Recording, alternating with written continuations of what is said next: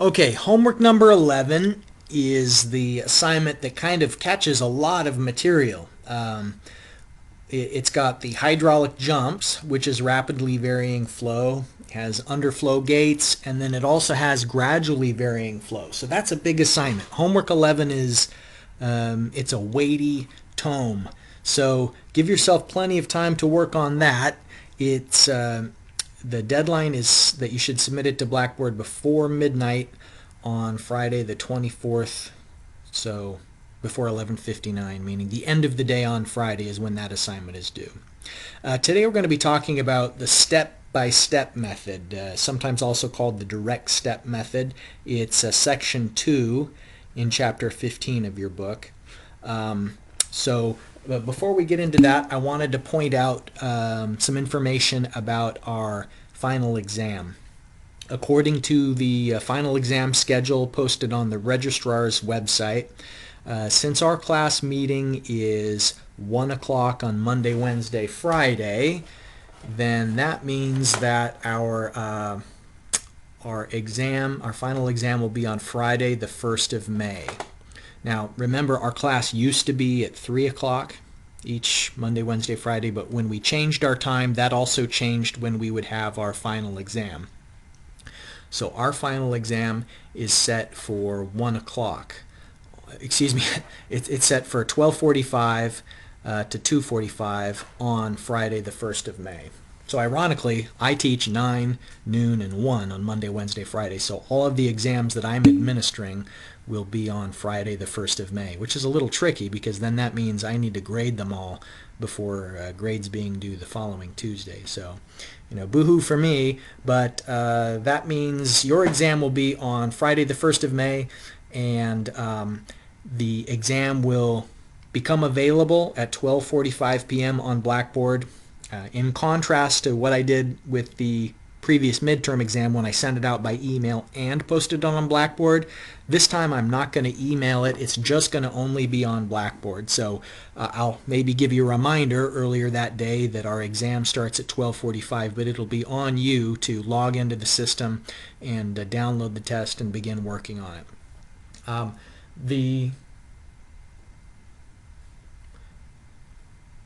Can everybody hear me all right? I just noticed the note here off in the margin that maybe there were some audio issues.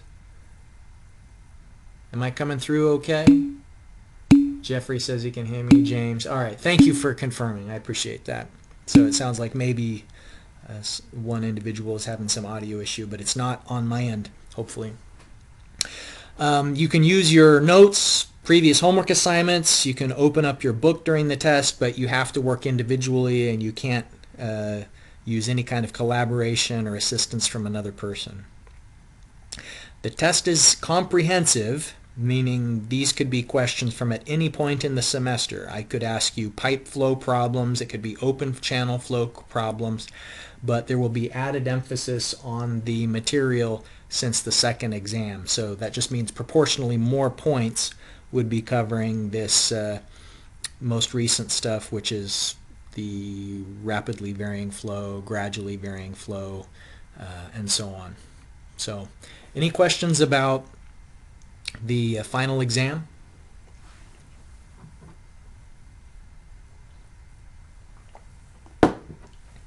Okay, if not, or if something pops up later, feel free to send me an email. What we're going to be talking about today is ways that we can apply the ideas that are built into the process equation. On Friday of last week, we talked about how in gradually varying flow, what happens is the water depth is changing. Water maybe is getting deeper because there's an obstacle in the stream, or maybe the water is getting shallower because it's approaching some sort of an overflow. So in gradually varying flow, the depth is changing, and it's not going to be described by Manning's equation. And so we have to have some way of predicting what the depth will be aside from a location where we know it. And a place that we would know the depth would be a gauging station. That's where you take the direct physical measurement of what's the depth of flow. Unfortunately, there aren't very many river gauging stations. It's pretty uncommon for us to be physically measuring the depth of flow. Here is an idea of one location where we do know the depth of flow. This is some data that's taken from the USGS, the United States Geological Survey website, that has a stream gauge operated on the Ohio River at Huntington, West Virginia. So here's one location where they're measuring the water depth, and so you can see that over the last couple of days the water depth, so this first graph is looking at the precipitation, so how much rainfall has there been in the last few days, and it looks like we had a rainstorm on the night of the 17th. And then here is what the water depth has done for the river in Huntington. And so the river was cresting in response to a previous storm in the days prior to it, and then it went up a little bit after that rainstorm that was shown here. But the point is that, we do have direct measurement of the water at some locations, but not very many. There aren't very many spots in the state where we have physical measurement of the depth. For example, this location that I just showed you was the Ohio River at Huntington, West Virginia. Well, what if you wanted to know the water depth at Green Bottom, which is about 15 miles upriver from Huntington? There isn't a stream gauge at Green Bottom, so you'd have to have some technique to extrapolate what was the depth in Huntington and figure out what would be the depth somewhere else. So here's just a picture of someone at one of these river gauging stations, and you can see that the gauging station itself is submerged, which is kind of funny and ironic. But the direct step method that we're going to be using today is a way of taking a known depth at one location and then predicting what the shape of the water surface curve is everywhere else until it gets back to the normal flow depth. And so the way it works is it compares the specific energy at two different locations. And we assume, of course, that we have non-uniform flow. That means that the flow depth is changing with respect to our position in the stream.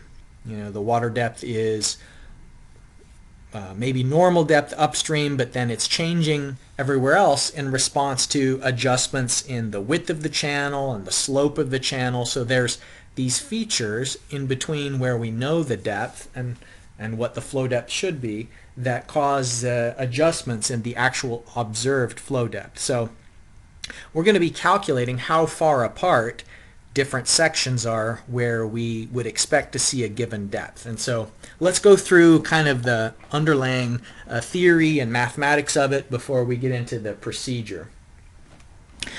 This figure is showing an upstream and downstream location, and we know the slope of the channel. So S naught is the slope of the river, and these 2 points are dl apart. So that's just an incremental distance between the two locations. WS stands for the water surface, and the little triangle means it's just a free surface of water that's in contact with the atmosphere, and these little tick marks underneath that triangle are meant to bring to mind the rippling of the water. The dashed line here is the total energy line, and in the past we also called that the energy grade line. And then the dashed line above it just is horizontal. So what we see is that upstream there is the slope multiplied by dl, and so that's a delta z. So that's the height of the channel upstream above the downstream location. So this is a delta z, and then there's y1, which is the flow depth, and the velocity head, and those three things together give us the total energy line above the elevation datum. And then downstream we have the flow depth, the velocity head, and then S sub f times dl. That's the slope of the energy grade line multiplied by the incremental distance between the upstream and the downstream location. It's important to point out that if we add these three components together, they equal each other. That's just to say that the height of all three of these terms on the left equals the height of all three of them on the right. But the slope of the channel isn't the same as the slope of the energy grade line. So that means that this gap distance on the left, this distance delta z, is not the same as S sub f times dl. It is the same in uniform flow.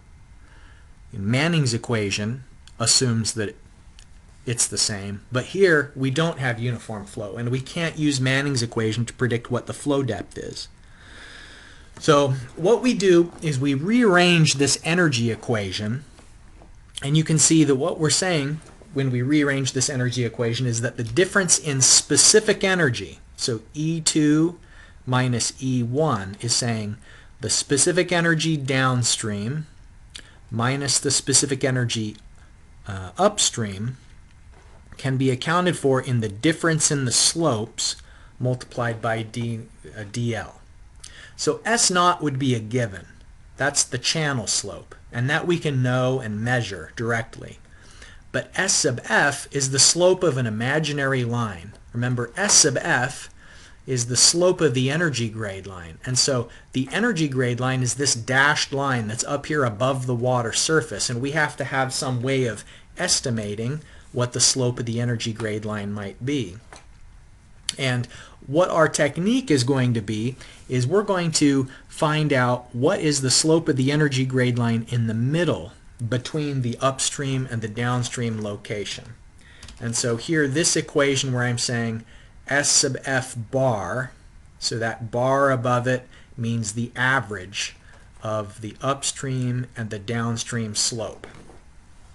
The slope of the energy grade line is a little bit tricky because it's not actually just a line. It's an energy grade curve, to be more precise. As the water depth is changing, it's a non-linear relationship in the velocity head. So we'll take the average of the energy grade line upstream and downstream. And there's a procedure we'll follow to find that. I'll show you in just a minute. But the direct step method is trying to find out how far apart two sections are. Like, what's the distance upstream if we have subcritical flow? How far upstream is it until you find the new depth that has some change of specific energy? So I'll show you this technique in just a minute, and we'll open up that template file I emailed. But if you have subcritical flow, then you're working upstream from a known depth. If you have supercritical flow, you go the opposite direction, meaning that your known depth would be upstream and you'd be working in the downstream direction, trying to figure out how far apart two different depths are.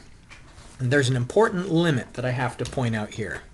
This limit that the delta y should be half a meter or less per step. The smaller the increments, the more accurate your approach is going to be. And this is, in a lot of ways, sometimes this technique is called the numerical integration method. And if you think back to calculus and numerical integration, your numerical solution is more accurate the smaller the steps are that you take. And so the rule of thumb that we'll apply is we shouldn't have any change in depth more than half a meter per step. So you'll see what I mean in just a minute when I give you the kind of real setup. This math and this technique probably seems really abstract, but I hope it'll all fall into place when we look at a real application. Before we do, are there any specific questions about the diagram that's on the upper left or any of the equations that are on the screen?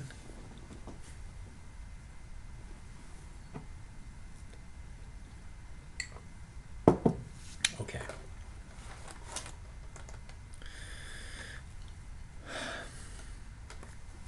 Okay, so here's the setup.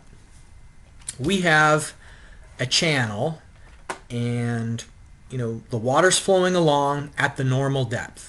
And it's still flowing, and it's normal, and it's flowing, and it's normal. Well, there's an obstruction downstream. we've put in some sort of a weir. It looks like a broad-crested weir.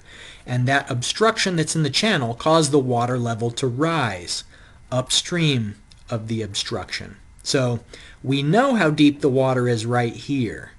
It says that just upstream of the broad-crested weir, the depth is 3.8 meters. So right here, the water depth is 3.8.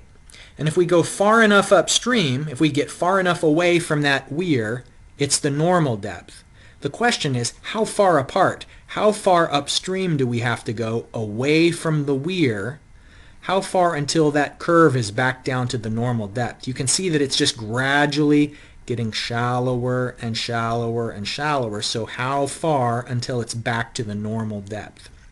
So what we know about this is it's a concrete canal, a pretty rough concrete canal, because the N value of 0.02 implies that maybe it wasn't finished as smoothly as it could have been finished. So it's a concrete canal.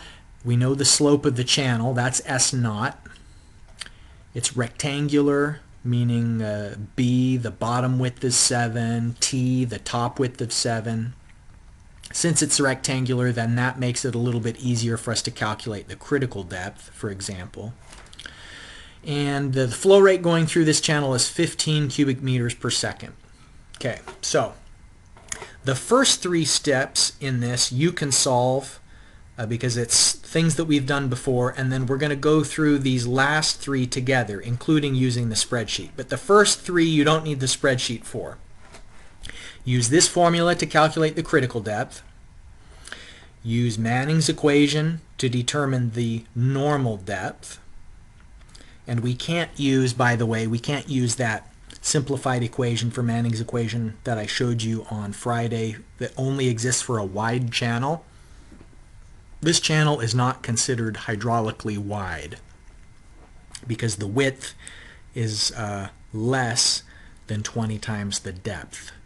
At our weir, the depth is 3.8 meters, and we're not anywhere near being wide enough that we could use some abbreviated equation for normal depth. So you have to use the full Manning's equation to find the normal depth. So do that because we want to classify what is the water surface profile. It's important for us to know not only the depths themselves, we have to know the normal depth. It's part of our solution for the length of the backwater curve, but it also, having the critical versus the normal depth, will tell us, do we have a mild slope, do we have a steep slope, and is in the water depth in zone 1, zone 2, or zone 3. So that's what it means by what's the water surface profile. That means, is this an M1 profile, S3, M2? So I'm going to pause for a moment and give you a chance to get your calculator, get your piece of paper, and calculate critical depth, normal depth, and then figure out the water surface profile.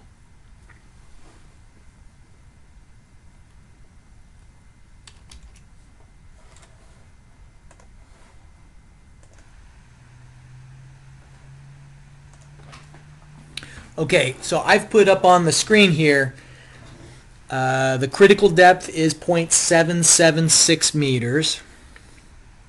You can double check what I've done there, just finding the flow per unit width divided by G, flow per unit width squared divided by G to the 1/3 power. So we got the critical depth and then the normal depth. If you put it in your calculator and solve for the normal depth, we get 1.195 meters.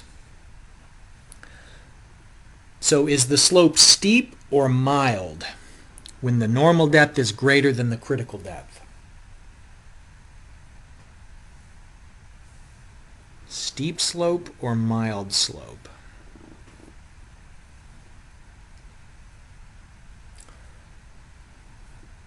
I'll just sit here all day long. Okay, steep. No, Jeffrey, he tries, but he doesn't get it. Mild, James got it. All right. So if the normal depth is greater than the critical depth, then that means the steep slope. So just to show you again where we talked about that before and look at some of the figures that support that. Let's see. Here we go. So here we're comparing mild to steep. And so in the case of the mild slope, that's when the normal is more than critical. And then what would make it steep is if in steep, normal is less than critical. Okay, so now back to this example. What we had was the critical is 0.77 and the normal depth is 1.2. So normal is more than critical. So normal depth more than critical depth, that makes it mild. Okay, so what kind of profile do we have? Because at this particular location of interest, we know that the water depth upstream of the weir is 3.8 meters. Okay, so we've already determined we have a mild slope. So the critical depth was 0.7 something meters, the normal depth is 1.2 meters, and then our actual observed flow depth upstream, immediately upstream of that weir, is 3.8 meters. So that means the water is up here in zone 1. The water surface is up in zone 1. So that makes this an M1 profile. This is an M1 profile because the flow depth is greater than, see the way that I put it is y is greater than yn, which is greater than yc. So the yn is greater than yc is what makes it mild, and then since the flow depth is greater than either of them, that makes us in zone 1. So this is an M1 profile. So an M1 profile is where it's getting shallower upstream. Back to this figure, see the shape of this curve is showing that the water is deeper downstream and getting shallower upstream. So in the example, what we're going to try and do is we're going to try and find the spot where we want to find out how far upstream is it to where the flow depth is back to normal. So we got through, okay, you still with me? My computer just logged out there for a second. That's so weird. Okay, so we found the critical depth, we found the normal depth, and we classified the water surface profile. How many segments should be used? Well, the previous rule that I told you was that we should have a delta y of not more than half a meter. So this depth right here is 3.8. And we want to know how far upstream is it till the flow depth is the normal depth of 1.195 meters. So we can make the delta y in increments of 0.5 meters. So what that means is that we're going from 3.8 meters down to 1.195, and the most that the steps can be is 0.5 meter increments. So if you're going to do that in 0.5 meter increments, then it means you have to take 5.2 steps, and you can't have less than, like it has to be like whole steps. So we're going to do 6 steps, each of which is the depth of 0.43417. So that means we're starting at the place where we know the depth is 3.8, and then we want to find out how far upstream is it until we will observe where the depth is this. And then how far upstream of that do we have to go until we find this depth? And then how much further upstream to this depth, and so on and so forth, until finally we've calculated the distance between each one of these segments, and then we can know the total distance from where it's 3.8 down to 1.195 by adding together all of the incremental depths. So here in this little illustration, I've got y1, y2, y3, y4, y5, and so on. What we're actually going to be solving for is the distance between them. So how far laterally is it to get between this segment? How far laterally is this segment distance, and so on. Okay, so open up that template file that I emailed to you.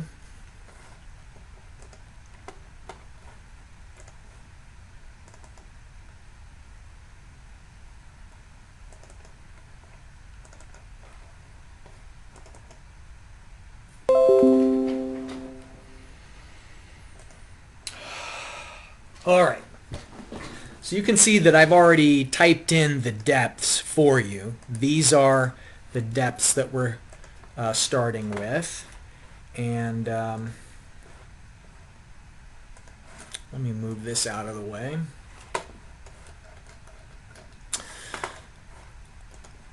And so let's put some of the channel geometry in that we already know. We know, for example, that the channel width, the problem statement said, was 7 meters. So we can put in 7 meters for the channel width. Our flow rate was 15 cubic meters per second. The slope of the channel, according to the problem statement, was 0.0015. So we put that in here, 0.0015. And our Manning's N, 0.02. Okay, now the column titles are kind of meant as an indicator of what calculations we're going to have to do. So for example, at this location where we have the water depth is 3.8, if that's the water depth, and if this is the width of our channel, then the area is the depth multiplied by the width of the channel. And of course, we're going to anchor the reference up there to the top. Since that's not changing, I'm just going to press the F4 button, and now we've got the anchored reference in. So you should get a flow depth of 26.6 square meters. Now, if that is the cross-sectional area, then how can we find the velocity? Well, Q equals VA, so V is Q divided by A.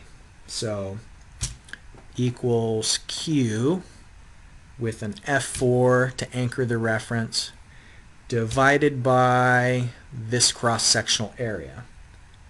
And that tells me that at the location where the water is 3.8 meters deep, then at that particular point, the flow velocity should be 0.564 meters per second. All right, and now E is velocity head and depth. So E is depth plus 2g, v squared divided by 2g. So plus v squared divided by 2g, 2 times 9.81. Okay, so that's the specific energy at the particular location that the flow depth is 3.8 meters. Okay, now the delta E isn't something that we calculate for this row. We're going to do it for the next row, and you may notice I've put in some spaces. I'll show you in a moment what that's for. But let's continue. Let's skip over the delta E for now, and let's just calculate the R, which stands for the hydraulic radius. Okay, so hydraulic radius is the going to be the area divided by the wetted perimeter. So for a rectangular channel, it is the area divided by the wetted perimeter. And wetted perimeter, if it's a rectangular channel, is the 2 times the depth plus the width of the channel. So 2 times depth plus the width of the channel. So area divided by wetted perimeter is hydraulic radius.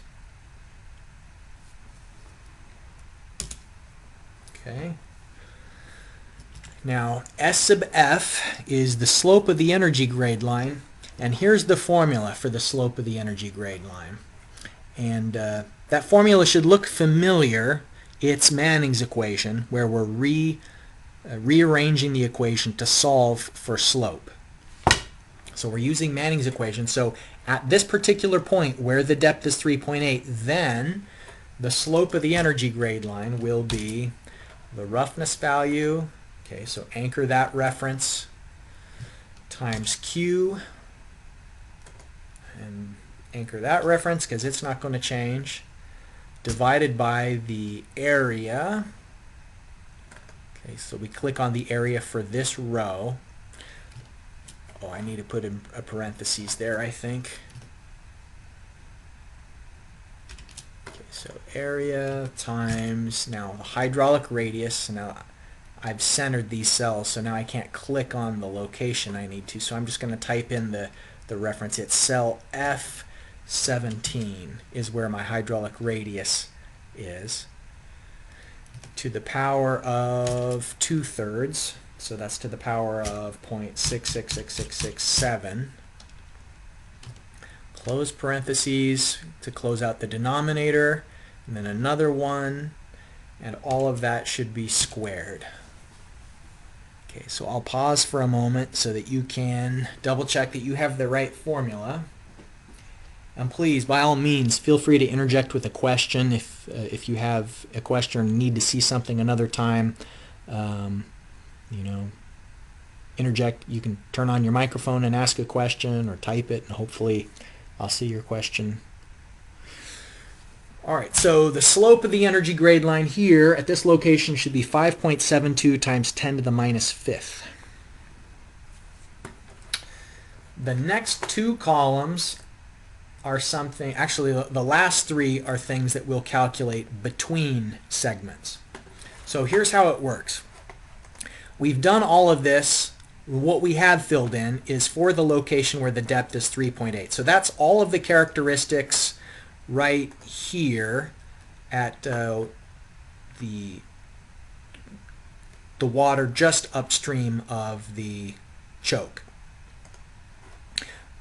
Copy all of this, so highlight, and then Control C, and then paste with Control V. And so now we've done all the same calculations, but it's at the next segment where the depth is different, where the depth is only 3.366 meters. So we found out what's the area, the velocity, the specific energy, what's the hydraulic radius, what's the slope of the energy grade line. Okay, now we're going to find out the delta between them. So the delta E would be the energy upstream minus the energy downstream. So the delta E is just talking about, in between, in the segment between them, how much change in specific energy is there. So what that means is that we're losing 0.43 meters of specific energy between where it's 3.8 meters of depth and 3.366 meters of depth. And you can kind of see that, right? It looks about right. All right. Now, what is the average slope of the energy grade line? So we're averaging these two slopes. So it is going to be, okay, I just noticed a question from Jonathan. What's the equation for E? We're doing the upstream energy minus the downstream energy.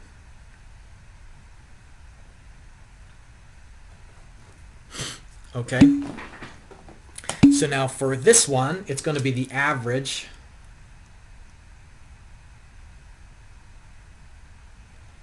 Okay, I saw a comment from Brandy. Just E, not delta E. No. Oh, let's see. No, it's the difference. So a delta means a difference. So, oh, that's the equation for E. Oh, okay. Yeah, so E is, it's the depth. Yeah, it'd be so much easier if you guys would turn on your microphones. It's the depth plus the velocity head. So same as specific energy has always been. The flow depth plus the velocity head.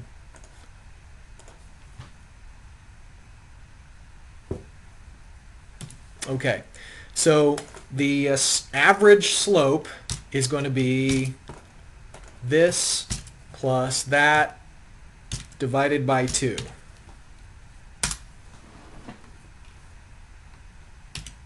Okay, so it's the average slope of the energy grade line. And now here we want to know the channel slope minus the average slope of the energy grade line. So it is the known channel slope. We can anchor that reference minus this average slope of the energy grade line.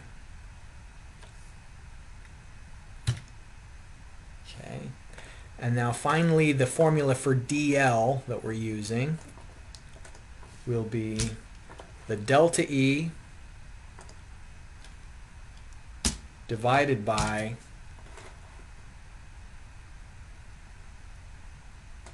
the slope of the channel. So anchor that reference minus the, oh, I guess that's what we found here, the denominator. Okay, so it is the delta E divided by Dr. this. Yes, go ahead. How did you kind of lagged out on me there? What's your question? What's the equation for the F? Slope of F? This equation? Yeah, the average. Yeah, it's the Okay, I see it. you add the two together and divide by 2. Okay, I see it. Okay. Okay, so the delta L is the delta E divided by this. So this means 209.97, that you have to go 300 meters upstream from where the depth is 3.8 to find the location where the depth is 3.366. Okay, so we can do the same thing. Luckily now everything else goes pretty quickly. We can copy all of these, so Control C and paste it at every one of the other depths.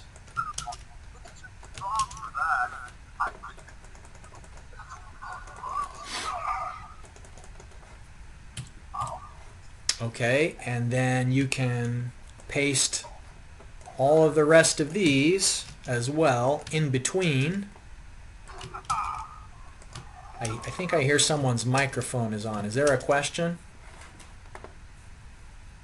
Sorry, I left it on. Sorry about that. That's all right. Okay, so in the end, what we've got is the length of each segment, and then we can add the total, all of the segments together. So what we found in this method is how far we have to go in between each location in order to find the new depth upstream. So the overall question was asking, what is the length of the backwater curve? So that's saying how far from where the depth is 3.8 do we have to go to where the depth is back to the normal depth. So that means if you add up all of those different lengths, it's essentially 2.43 kilometers upstream until you get back to the normal depth. So that's the direct step method. And I think if you save this template file, you can use the same technique on the applicable homework problem where you're doing the direct step method. But this is the first of the 2 approaches that we're going to learn for how to find the effect of gradually varying flow. So gradually varying flow is just the depth is changing very, very slowly, and we want to find out how long until it gets back into the normal depth. And so this is the first technique for that. Remember the homework assignment that you've got right now. Homework 11 includes hydraulic jump, which we did that stuff quite a while ago, and the underflow gates was last week. So there's plenty on that assignment that you could have already been working on, and now with the gradually varying flow and the direct step method, there's even more. So if you have questions on that, then let me know. That's all I've got for you today. Hope you have a good one, and I'll see you on Wednesday. Bye-bye.